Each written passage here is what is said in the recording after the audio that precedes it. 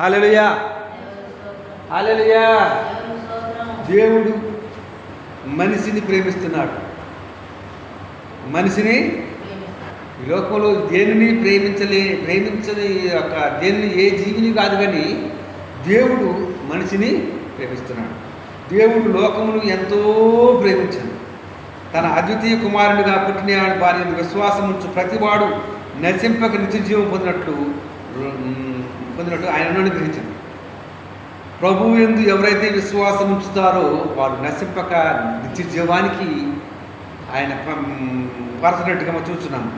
లోకము అంటే మనుషుని ఎంతగా ప్రేమిస్తున్నాడు.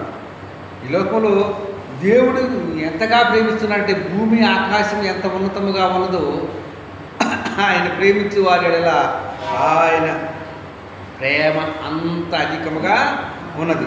ఎఫ్ఎస్సి వాటిని ఆలోచించినట్టయితే మనము తన అంతటా పరిశుద్ధులమనియు నిర్దోషులు ఉండవలనని జగత్పునాది వేయబడక మునిపే ప్రేమ చేత ఆయన క్రీస్తులో మనల్ని ఏర్పరచుకున్నాడు. ప్రేమ చేత మనల్ని ఏర్పరచుకున్నాడు. ఆయన ప్రేమ చేత మనందరినీ ఏర్పాటు చేసుకుని తన యొక్క కుమారుడుగా తనని ఎందరు అంగీకరించారో వారందరూ కూడా కుమారులుగా కుమార్తెలు కూడా అధికారాన్ని ఇచ్చాడు. దేవునికి స్తోత్రం. మనం ఇంకనూ పాపులమైనట్టుగానే క్రీస్తు మన కొరకు పాపములోనే ఇంకా పాపంలో ఉంటున్నారు కనుక ఆ పాపిని ప్రేమించాడు కానీ పాపాన్ని ప్రేమించలేదు. మనం ఇంకనూ పాపులమైనట్టుగా క్రీస్తు మన కొరకు చనిపోయి దేవుడు ఎంత ప్రేమను చూపిస్తున్నాడు. మనం ఇంకనూ పాపంలో ఉన్నట్టయితే పాపం నుంచి జీతము మరణము కనుక ఆ మరణానికి పోకుండా అంతగా ప్రేమిస్తున్న దేవుడు. దేవునికి స్తోత్రం. ప్రేమ లేనివాడు దేవుడు ప్రేమ లేనివాడు దేవుడిని ఎరగడు. మనము ఆయన ద్వారా జీవించినట్టు అద్వితీయ కుమారుడిగా లోకములకు పంపెను.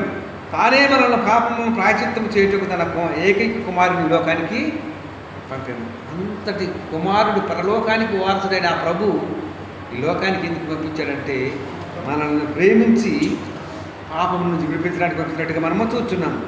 అందరూ పాపము చేసి దేవుడు అనుగ్రహించి మహిమను ఒక మనిషి ఉన్నాడా?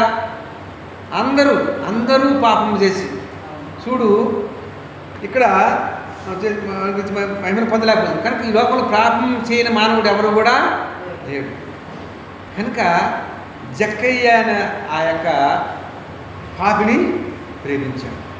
అటువంటి వారిని నశించిన వారిని వెతికి రక్షించడానికి ప్రభు లోకానికి వచ్చాడు. కనుక ఈ లోకంలో పాపము చేయని మానవుడు ఎవరు కూడా లేరు. అందరూ పాపం చేశారు.